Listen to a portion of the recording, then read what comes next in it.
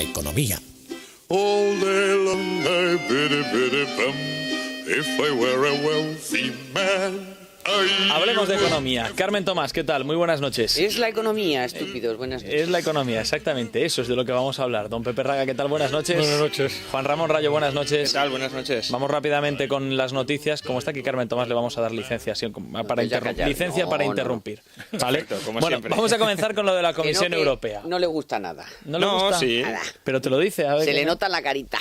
Bueno, Me lo notas mal, me lo notas vamos a comenzar con la Comisión Europea. Ayer decíamos a esta misma hora que Juncker nos estaba dando, el presidente de la Comisión Europea, Jean-Claude Juncker, nos estaba dando, no sé si un toque de atención, pero vamos, decía que las condiciones que nos iban a poner eran muy, muy duras y hoy tenemos que desmentirlo a través del portavoz de la Comisión Europea. Ya no sabemos a qué atenernos. Bueno, ya dijimos... Eso es, que se pongan de acuerdo. Ya dijimos ayer que si España es una jaula de grillos, Europa no lo es menos, ¿no? Y ahí hay muchos intereses encontrados, unos pues tiran más hacia un lado, otros hacia otro. Ya también comentamos que Juncker tampoco es que sea la persona más sincera, más honesta y con mayor credibilidad dentro de Europa. Recordemos aquella frase de que cuando las cosas se ponen feas tienes que mentir. A partir de ahí, pues todo dicho.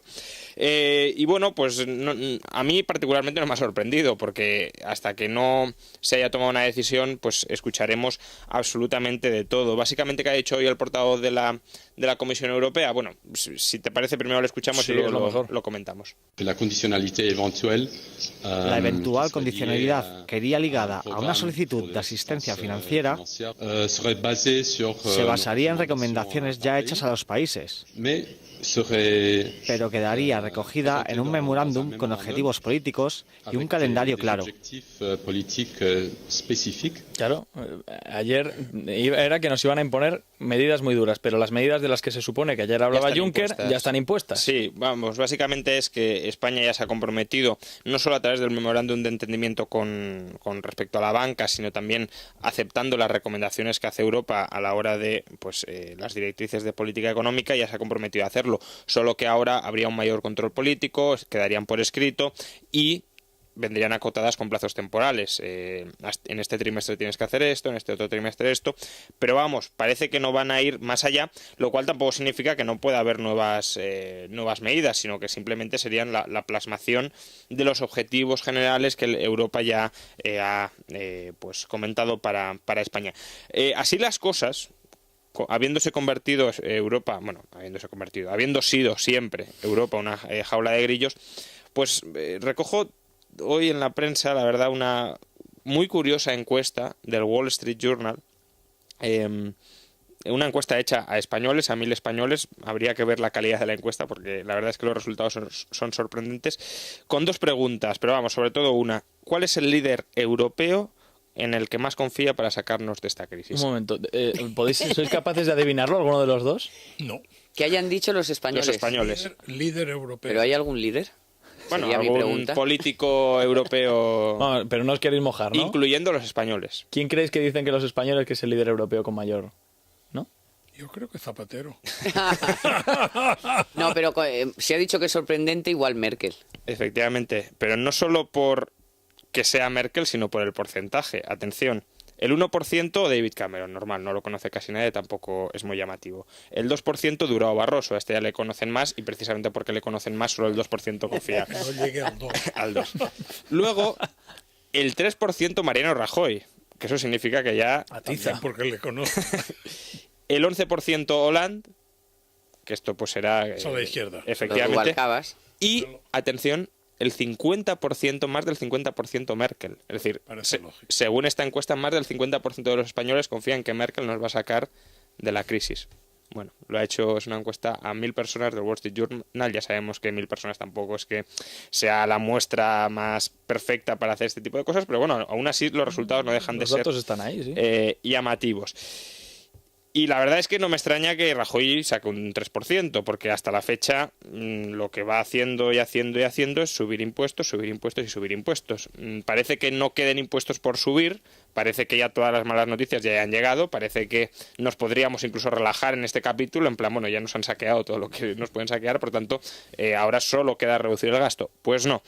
Hoy publica el diario Expansión que el gobierno no solo planea para el año que viene mantener el impuesto de patrimonio, que recordemos que fue un impuesto que restableció, primero quitó o bonificó, mejor dicho, y luego restableció Zapatero a finales de 2011, y por lo que el PP, el futuro gobierno del PP y el Partido Popular, la oposición en aquel entonces, le criticó duramente, aunque se abstuvo, eso sí, en la votación, probablemente viendo pues que en el futuro no tenía mucha intención de quitarlo. ¿Sino qué? Es que estoy expectante ante no solo, pero sino... No solo lo mantendrá, sino que lo incrementará. Recordemos, eso según el diario Expansión. Ahora mismo... ¿Incrementará en No qué solo, sentido? no solo hacía presagiar Sí, ese que había un resultado. sino qué. En dos sentidos. Ahora mismo el impuesto está configurado como el mínimo para tributar son 700.000, la base imponible mínima para tributar son 700.000 euros de patrimonio, y hay una exención por primera vivienda de 300.000. Y la escala del impuesto oscila entre el 0,2 y el 2,5. Ahora comentaré que parecen porcentajes muy pequeños, pero al ser un impuesto sobre la propiedad, no sobre la renta, es muchísimo. Es mucho dinero. Bueno, pues según el diario Expansión, el objetivo del gobierno es reducir el mínimo exento por vivienda de 300.000 a 108.000, con lo cual prácticamente ya la vivienda no quitaría nada, y elevar los tramos. Es decir, vamos a subir de manera muy considerable el impuesto. ¿Y para qué? Hombre, pues la verdad es que no para mucho. El gobierno del PSOE esperaba recaudar para este año 1.000 millones y de momento, bueno, es decir, lo que más o menos se va a recaudar este año, a falta de que se terminen de liquidar 4 cosas, va por 580 millones. Estamos hablando que el déficit público son 100.000 millones.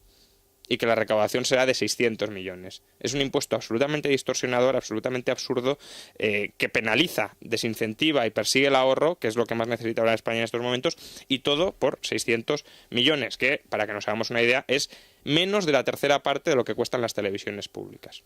Por tanto, Pero hay que decir pero que no los hablamos madrileños... el coste de recaudar los 600 Y el coste, millones. Porque en alguna época, cuando se introduce el impuesto sobre el patrimonio, es un impuesto económicamente quebrado. O Y sea, provisional, costaba medirlo. más la gestión del impuesto que la recaudación que se obtenía de él. Solo tenía una misión: controlar renta. efectivamente. En aquel momento la misión era las diferencias de patrimonio, pues rápidamente Luz te roja. acusaban una renta no aflorada. Era más costoso por la tasación que tenía que Pero- hacer algún funcionario del Estado. No, y por la gestión en sí.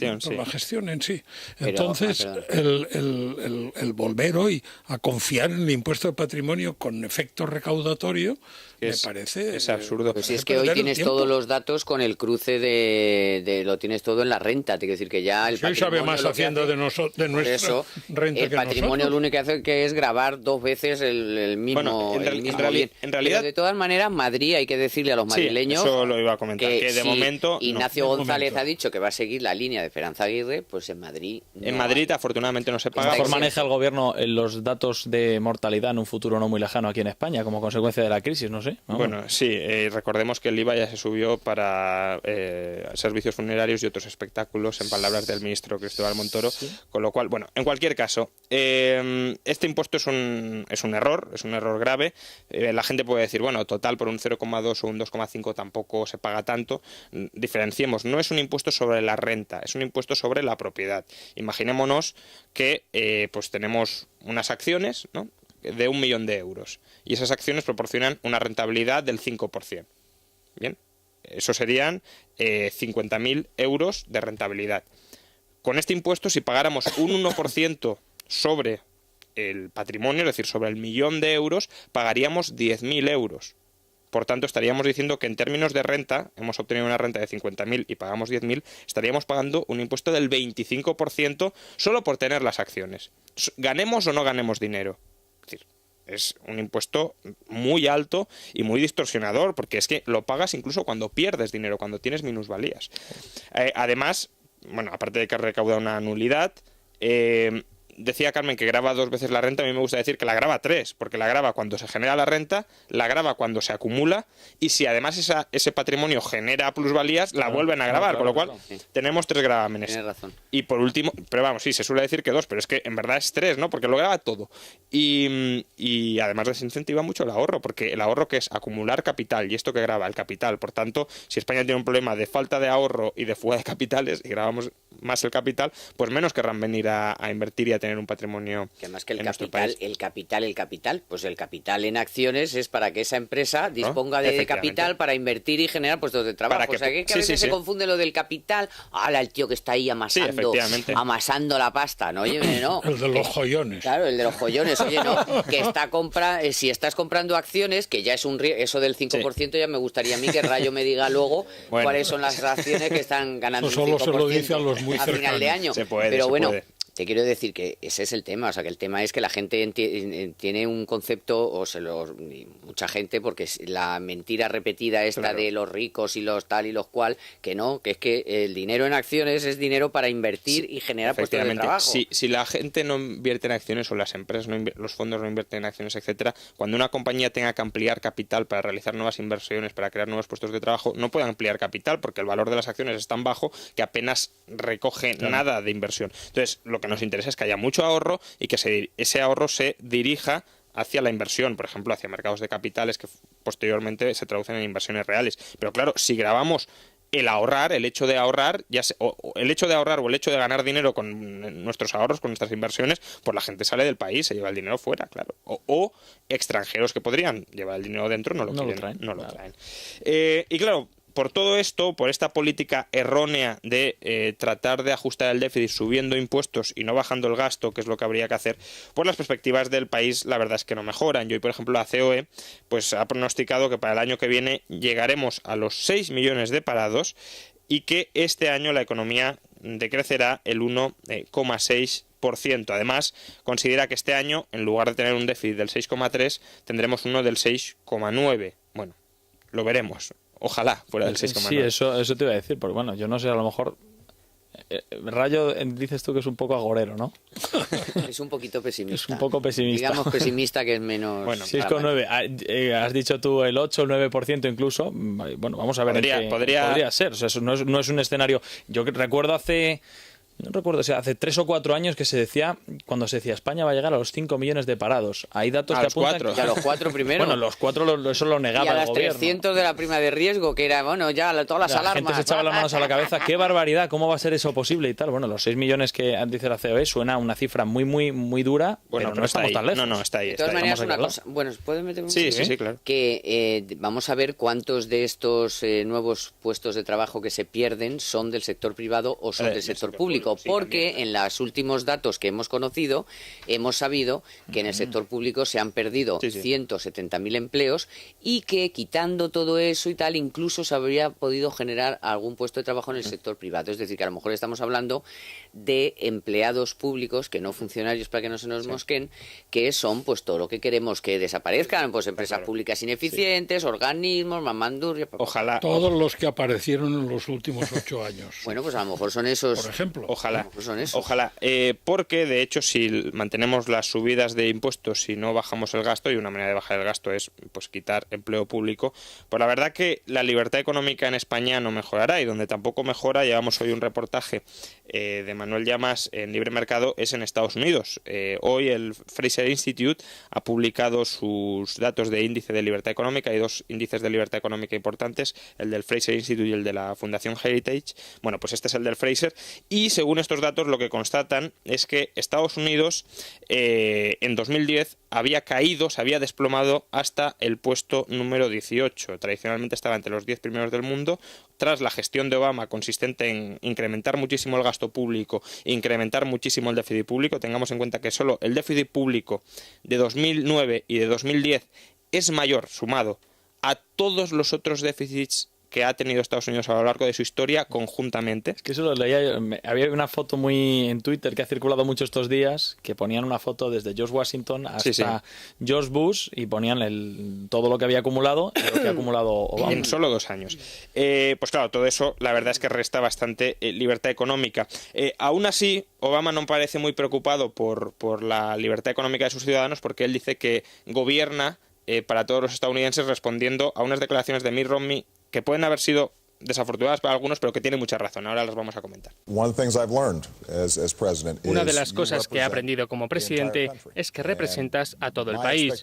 Si quieres ser presidente, tienes que trabajar con todo el mundo. No creo que haya mucha gente allá afuera que se crea víctima. No hay mucha gente que piense que tiene derecho a algo.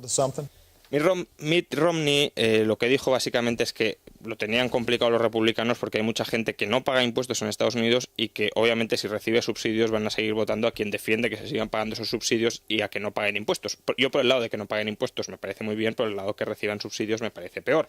Y se le ha criticado mucho a Romney, pero yendo a las estadísticas es que es así.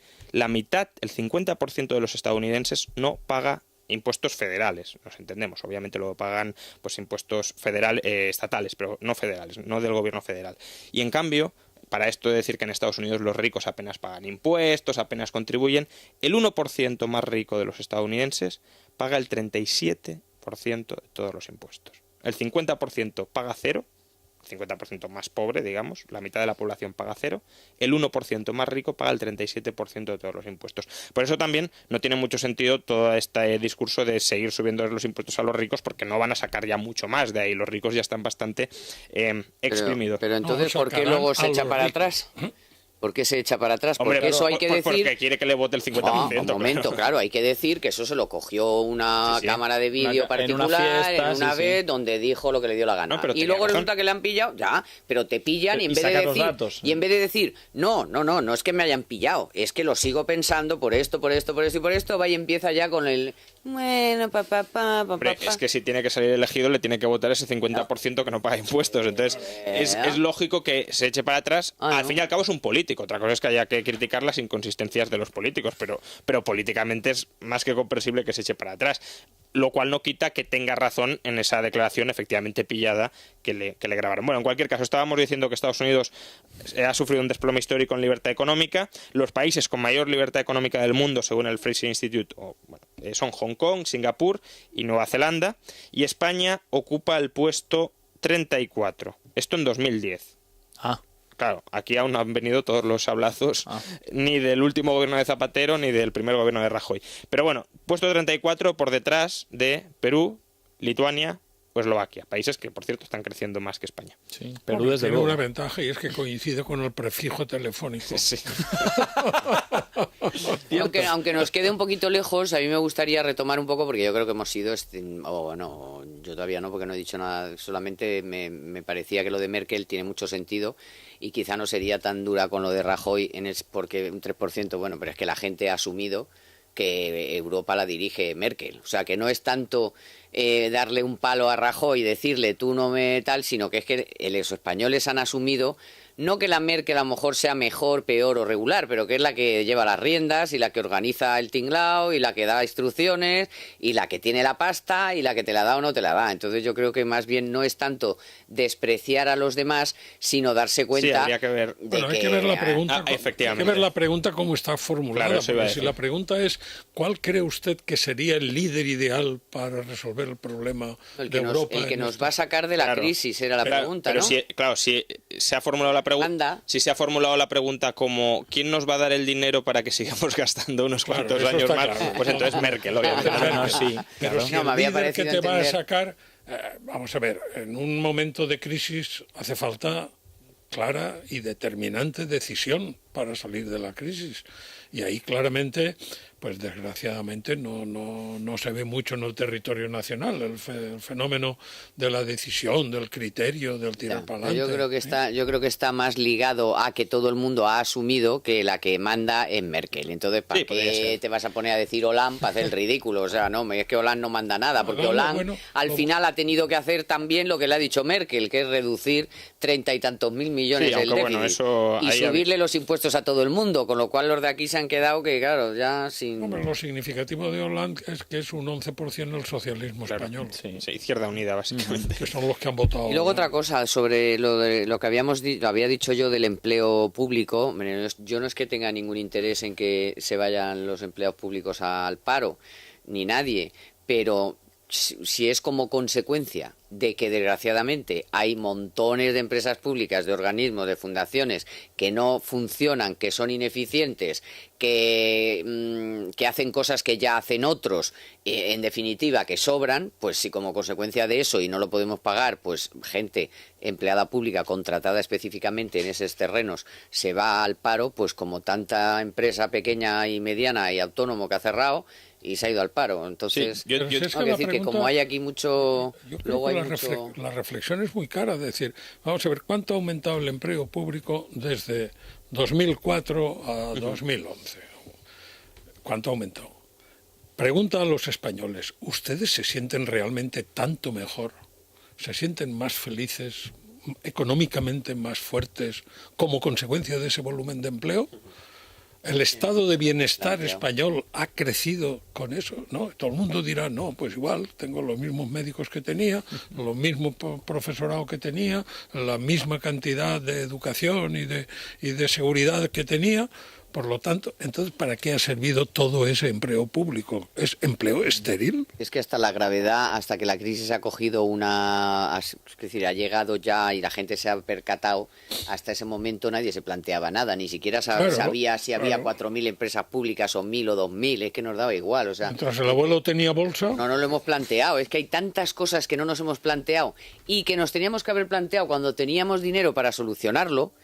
Porque entonces a lo mejor si no nos hubiéramos gastado los 30.000 millones en cheques, en planes y tal, y esos 30.000 millones los hubiéramos dedicado a cosas más productivas... Pero pues es que no había crisis. Por eso, te quiero decir que hasta que no ha llegado el momento ya crudo de la crisis, pues no nos hemos planteado nada, y entonces nos daba igual que hubiera 3 millones de funcionarios, sí, claro, como 4, como 5, como 27. Metidos en el tema del rescate, que es un asunto que me interesa que comentéis, ¿nos fiamos de Juncker o nos fiamos de su portavoz? ¿O creéis que dicen lo mismo? ¿O creéis que Juncker ayer se le fue de la lengua? Prefiero creer a Rayo que al Juncker no hay que hacerle ni caso, ¿no? Pues ya está. Juncker no me merece ninguna credibilidad. Ahora, tampoco es que los de la Comisión Europea me merezcan ninguna credibilidad. Durao Barroso ni a la esquina, vamos. Pero sí es un problema. Estamos hablando de reducir el sector público en España y Bruselas. Efectivamente, eso es otro. Bruselas hay que reducirla manu militari. Manu militari. Eso es el que haya 3 presidentes. Nadie sabe lo que le corresponde hacer entre el Van Rompuy, el Durao Barroso, el Juncker. ¿Y no bastaría con uno? Sí, yo creo que... Uno serio. Ese es un debate que hay que abrir. Recordemos que en el año 2001 España daba 5.000 millones anuales a la Comisión Europea para vete tú a saber el qué. Claro. Ahora está dando 9.000 millones. Claro. Se podrían reducir 4.000, 5.000, que tampoco es... Pero es una contribución ya sustancial, sobre todo si lo comparamos con el impuesto de patrimonio, que son 500, pues bueno, estos son 5.000 que nos podríamos ahorrar 10 veces más. Y no se está comentando, es decir... Indudablemente los estados nacionales tienen que hacer recortes muy serios, sobre todo pues España y países que han engordado durante la burbuja, pero la Comisión Europea también. Es un debate en el cual yo no había caído, ¿verdad? La administración comunitaria. La Comisión, el Parlamento, la pseudo no sé las qué. Sedes. Aquí hablamos de embajadas de las comunidades autónomas. ¿Y las sedes de las instituciones europeas? Eso es chocante, ¿eh? Hay sedes en Estrasburgo, sedes en Luxemburgo, sedes en Bruselas. El Parlamento se reúne unas veces en un sitio, otras veces, pero si esto es una locura. Esto yo solo lo he conocido, francamente, mi vejez me permite eso, solo lo he conocido un gobierno que era el gobierno sudafricano en la época del apartheid, estoy hablando años 70, donde el gobierno estaba medio año en Pretoria y medio año en Ciudad del Cabo. Todo el gobierno y toda la administración. O sea, se trasladaban con todos los archivos de un sitio al otro, con lo cual se pasaban un mes entre ida y vuelta sin que hubiera un papel localizable. Y además, lo que significa el movimiento de mover a toda la gente con toda la estructura de Pretoria a Ciudad del Cabo, que está ahí, hay casi 4 horas Bueno, allí de por avión. lo menos, perdona, pero allí por lo menos se trasladaban. Aquí es que la tienen doble. Están en Bruselas, están en Luxemburgo y... A pesar de que hay 2 estructuras, encima se mueven, pero mantienen las 2. No, claro. Más luego en cada país de turno, todo el montaje que tienen. Y a mí me gusta eso que ha apuntado Rayo. O sea, vamos a ver, aquí estamos diciendo que todos tenemos que recortar, que tenemos que reducir la administración, pero nadie, claro, por supuesto, ningún funcionario europeo se ha planteado la posibilidad de que, en fin, no sé, a lo mejor de que paguen impuestos, por ejemplo, que están exentos de pagar impuestos de sus nóminas. Y que se jubilen como los demás.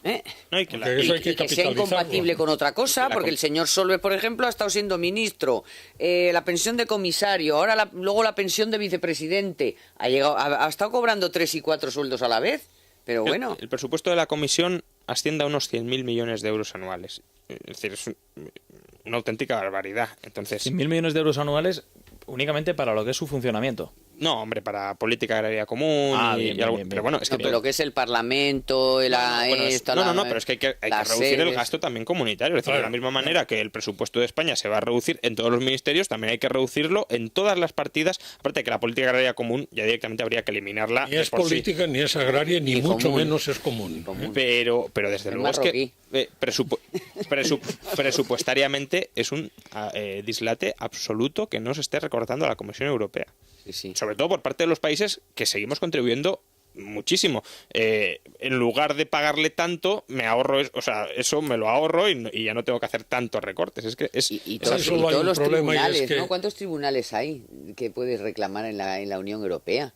Bueno, hasta irte a Estrasburgo, hasta el de Derechos Humanos. No, pero de Luxemburgo, los que le puedes decir lo de que si te has pasado del déficit. Sí, son todo institucioncitas. El problema es que quien tiene que tomar la decisión tiene que tener el arrojo de los japoneses para el harakiri.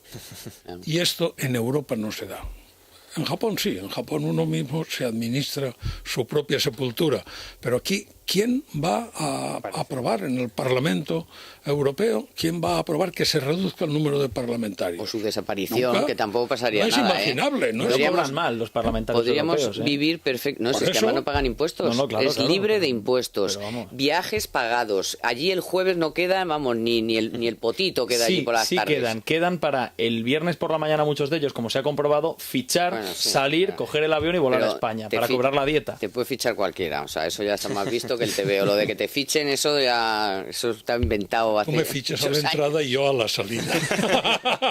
Vamos, yo he visto llegar, fichar, poner la chaqueta y salir coger el 2. Claro, o sea que o el 5, no me acuerdo cuál era. Sí. ¿Os parecen realistas los datos que aporta la COE? ¿Creéis que son muy pesimistas, agoreros? Como ya hemos visto todo en España, otros 6 millones de parados. Mira, los 6 millones coincide con Tocho, de Comisiones Obreras.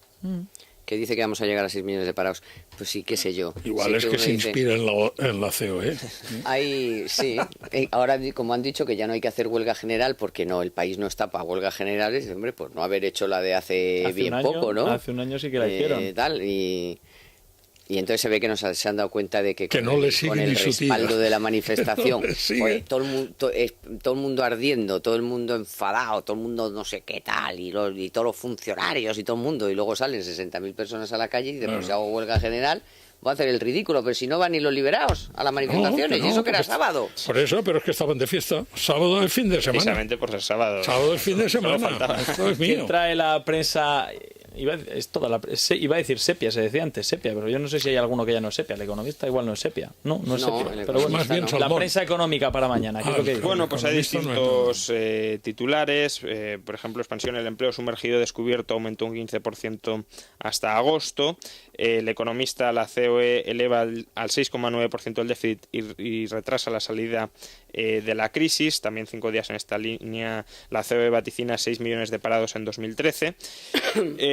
Más cosas, pues expansión, la prima de riesgo se acerca de nuevo a los 400 puntos ante la subasta de deuda.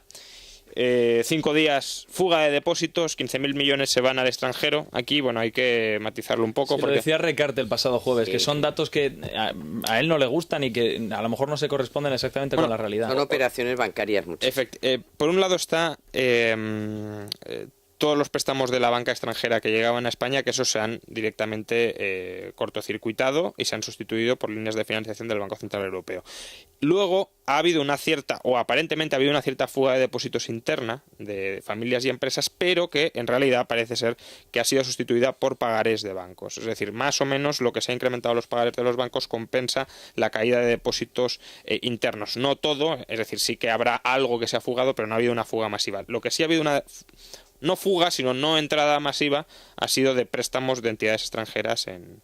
Has pasado muy, si me permites, perdona. Sí, no, habla. No, que has pasado muy por encima y a mí, hombre, no es que sea una cifra para tirar cohetes ni nada, pero en fin, que la inspección de trabajo funcione me parece elemental. Entonces, bueno, que se hayan descubierto 52.453 compatriotas que estaban tomándonos el pelo, con empleos sumergidos, tanto el más el empleador que el empleado. Pero bueno, oye, pues esto es lo que tienen que hacer.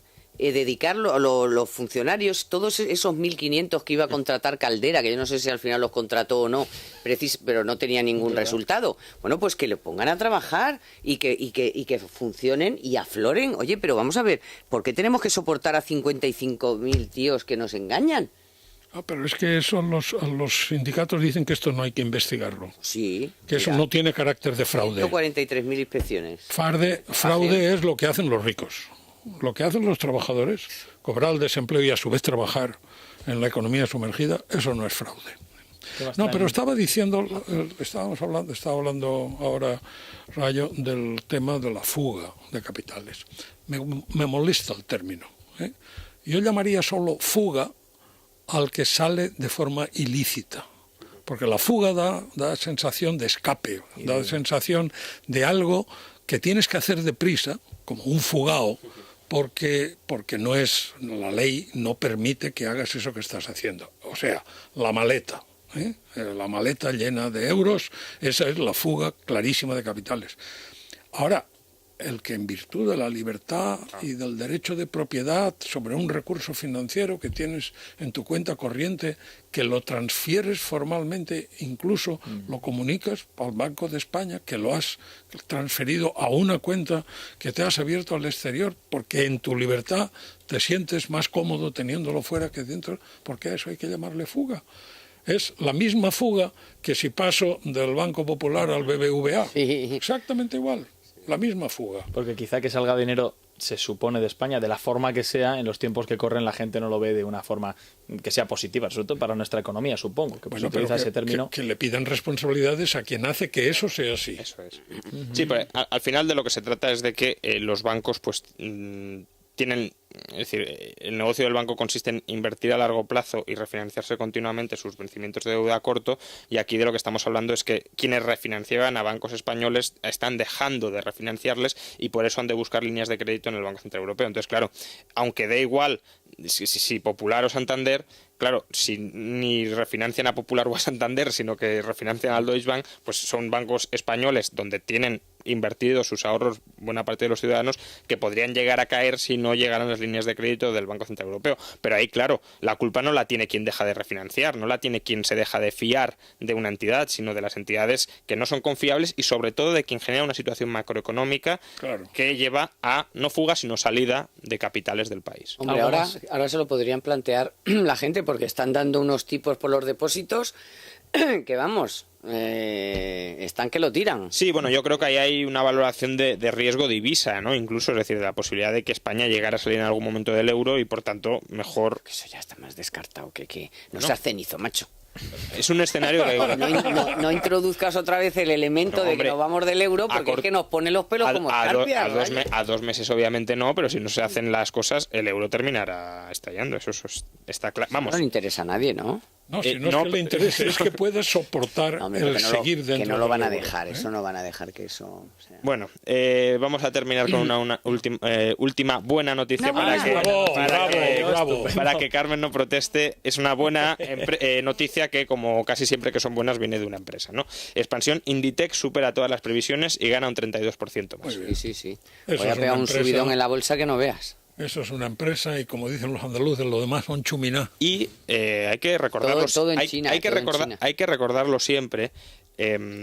para esto de hay que invertir en I+D y no sé qué, Inditex es una empresa que nace del textil gallego más caduco y obsoleto, es decir, nadie podía prever, o vamos, nadie desde arriba hubiese podido prever que podía salir una de las mayores multinacionales textiles del mundo en un sector que estaba absolutamente obsoleto como era el textil gallego. Pues bien, incluso ahí el genio empresarial de un señor ha conseguido crear un emporio, una empresa de talla mundial. Eso lo sabrá Carmen mejor que yo. Estás hablando del textil gallego. Vamos a ver, que Amancio Ortega vendía batas de guatiné. Sí. Que por aquí hay muchos jovencitos que no saben ni lo que es el guatiné. Tú tampoco, Polvorino. Yo no tengo ni idea. Tú no tienes ni idea, pero hacía antes rombos, las abuelas y las madres era una tela que hacía así rombos y hace como acolchonadita, se llamaba guatiné.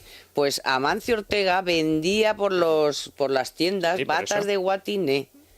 Por eso que... Y que eso no es que fuera el textil gallego, es que el tío iba con la maleta, que es que yo lo sé porque conozco a uno que vendía con él las batas de guatiné, iba con la maleta por las tiendas vendiendo la bata de guatiné. Para que luego digan que son los políticos los que han de orientar la política industrial, etcétera. ¿Quién? Esto no se le ocurre a nadie, vamos. Ella solita se reorienta. No se le ocurre a nadie. No, pero vamos, eso lo sabrá Carmen mejor que yo, que Zara es una compañía con las muchas marcas que tiene Inditex que se reinventa cada semana, cada 2 semanas. ¿Cómo? O sea, es que a una velocidad la gran enorme. flexibilidad, Claro. la gran flexibilidad de catálogo. Y no sabes lo que está haciendo ahora con las tiendas, además, parecen neoyorquinas.